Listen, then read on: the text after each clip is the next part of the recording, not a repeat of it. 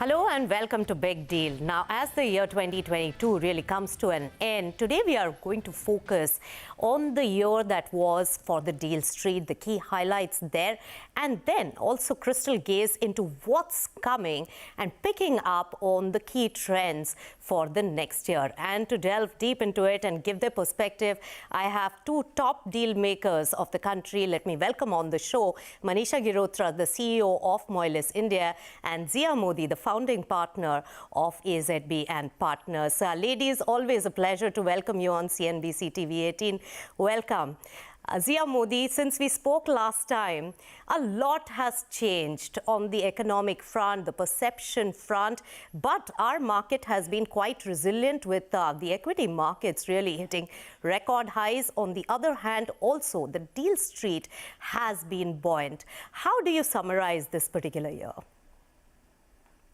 God is kind. Certainly the situation with Russia and Ukraine and the whole disaffection, if you like, with China has had only one beneficiary in that sense, which is India. So I think that the deal outlook, if you like, for the next year, it won't be bad, but it will be slow and steady. I think what will make it a bit slow is the valuation reset.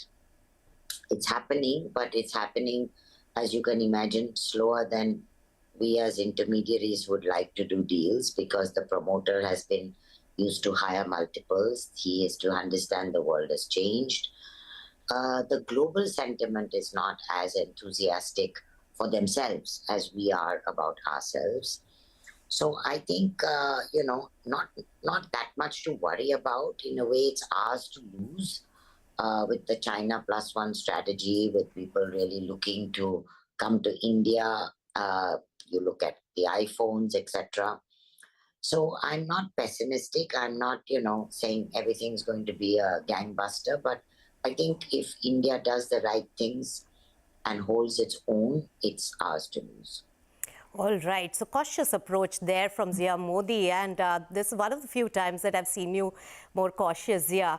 So Manisha, what do you think? Of course, on the deal street for this particular year also, in terms of value of M&A, if we really dig deep into the numbers, if it was not for HDFC and HDFC, bank merger, which had been imminent for quite some time and was quite a bulky transaction in terms of numbers, apart from that, the value for the deals has been similar to the last year, which was a more difficult year. How do you summarize, and how much business are you really expecting for the next year? Thanks, Nisha. I think just to add what Zia said, while God is kind and I think India stood out in terms of growth compared to the other countries, I think also we are benefiting enormously from the structural reforms that we undertook in the last 10 years. And the reforms that we're promising to undertake in the next 10 years. So I wouldn't be, while I'm cautiously optimistic, I strongly believe that India will attract a lot of capital just because of what we've done in the past. And I'm sure as we'll talk, I believe that capital will now not just come into the few sectors that it used to come in to play the Indian demographics, but in a wider set of sectors as people are getting more comfortable on just India as an economy and the Indian government and its seriousness to reforms. Coming back to what you said, I think this year-to-date, M&A has been about $170 billion in India, which is about 20% of the Asia-Pac M&A. I agree that one of the largest deals there has been HDFC Bank, which we've been an advisor to. But I think that's good. I think what this is demonstrating, whether it's the HDFC deal or Adani buying Holcim, it's demonstrating that Indian corporate is back and active. Through the NCLT process, we saw basically balance sheets of banks and corporates getting cleaned up, and all that Zia and I would go to if we had any sell-side opportunities was to basically private equity or foreign strategics. And a country which aspires to be $5 trillion, $7.5 trillion in size must have a dynamic Indian corporate sector. And I see what's happening as a trend very heartening. And I hope more of it happens as global multinationals will withdraw from countries as growth slows down.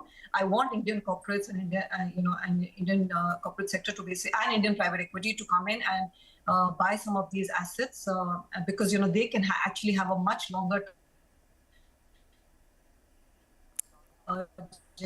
Right.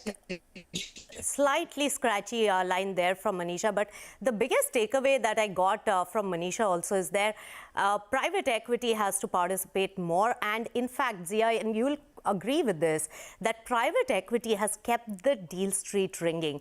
And you have a keen eye on the big conglomerates, the corporates in the country, Zia.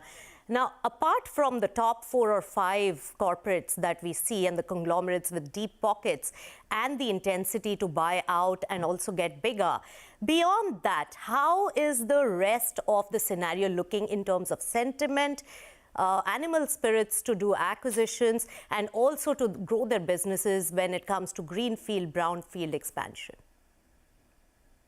So I think domestic corporate sentiments absent strategic buys are still mildly positive. I think people are still wanting to create a situation where they have a war chest if necessary. A lot of the smaller ones and not the big boys, the Indian big boys we're talking about, don't want anything called IBC coming close to them. So they're deleveraging as much as possible. I think private equity has raised so much dry powder globally last year and this year that they need to deploy. So I truly believe that if there are opportunities here, you will see a lot of competitive bidding. I'm seeing the deals that are flashing on your screen. The Shell one, for example, was Shell's first acquisition into renewables in South Asia. We acted for Shell, but that shows their commitment. BlackRock came into renewables into Tata Power, but these are still FDIs coming in. The domestic merger market, I think Manisha will have more of a sense. I see it not happening, but I think HDFC was an exception, if you like. Now, when Adani has bought Holcim, if Aditya Birla can find some local acquisitions, they might well go for them. So you will see domestic deals, but I still think the FDI coming in and the deals from outside will probably outweigh, simply because the sentiment is India is the place to invest in. And frankly, all we have to do is to make it a little easier for everybody. Right. So Manisha is back with us. Manisha, you were raising a point of private equity participation, and Zia also said that a larger part of heavy lifting on the deal street would be done by the investors, especially foreign money. But right now is the time, Manisha, when most of the global funds really allocate their next year's funding for and also geographically as well as segment-wise take a decision. How are you seeing the investors really looking at India? And do you think that the money will be a little more skewed because of the interest rate hike that we are seeing globally? Thanks, Nisha. I think foreign capital will be dominated by private equity.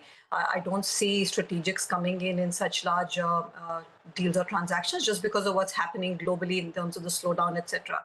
Private equity in 2021, as you know, private equity plus VC put in about $75–80 billion of capital to work in India.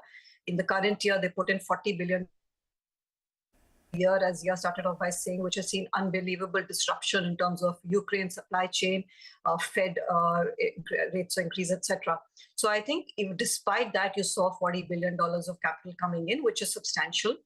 They will continue to put capital to work. And as I said before, they will not just put capital to work in consumer and pharma sector, but because of the reforms that we are seeing, the structural reforms that we are seeing, I'm seeing more capital come into infrastructure, renewables, etc. Zia mentioned the Tata BlackRock deal. You saw a fund like CPPIB, which traditionally doesn't take control stake, buy a majority stake in Renew. So I think it'll be a more diversified spread. But I think you raised a very valid point, which is that the leverage market is tight. And that's probably why you saw lesser capital being put to work in India and from the private equity in this year. And if that continues in the next year, then we probably won't see deals of the scale that we saw in terms of Hitsaware, Carlyle, etc., which was like $3 to $5 billion. Probably see fewer of them. But the positive on the other side is the fact that you're seeing funds come into infrastructure, roads, ports, transmission, which was very much needed. We just couldn't have domestic capital funded the enormous infrastructure need for India. And I think with the digitization of the logistics sector, you're now seeing a lot of foreign capital coming there. So a bit of a mixed bag. We'll see how 23 plays out. Leverage is, of course, the biggest play here, which we need to see more of coming if you want to see private equity play larger deals. Right. So, Manisha, you actually mentioned a bunch of the sectors which are really keenly watched out by the private equity, and there is enough interest. Infrastructure is something that India needs to grow in, and there the foreign investors are really very keen. On the other hand, logistics, because of the boost that was given by GST, and the sectors of the future like renewable energy. These have really been on top of the agenda for the investors, along with our financial services. Zia, you have any insights on the sectors we should watch out for, which are attracting most amount of interest so far undiscovered by the investor community for the next year? So I agree with Manisha. I think the spread is going to be much larger in terms of sectors. Traditional favorites have been, pharma, healthcare, etc., simply because of the consumer dynamics. But I think that India is courting the large patient infrastructure capital. And that you will see a lot with the sovereign funds, both from the Middle East and from Canada and hopefully other jurisdictions, Korea. I think that government wants to show investment in infrastructure of all kinds. You're seeing green hydro, you're seeing renewables, you're seeing roads, assets, which are, going gangbusters in terms of M&A, airports. The government realizes that to grow into the economy that it has to, it needs the infrastructure. And the most patient capital is sovereign wealth funds. So I think they'll go for that first. And then KKR, Warburg, and all the other big boys, Carlyle, etc., Brookfield, are all raising funds which are for infrastructure. Yes. And so they will have to allocate it to this sector. So I think the one big change I see is that there'll be more infrastructure investment than before by PE. And probably the startups and the fintechs, that may slow down a bit until life settles for them and it starts again.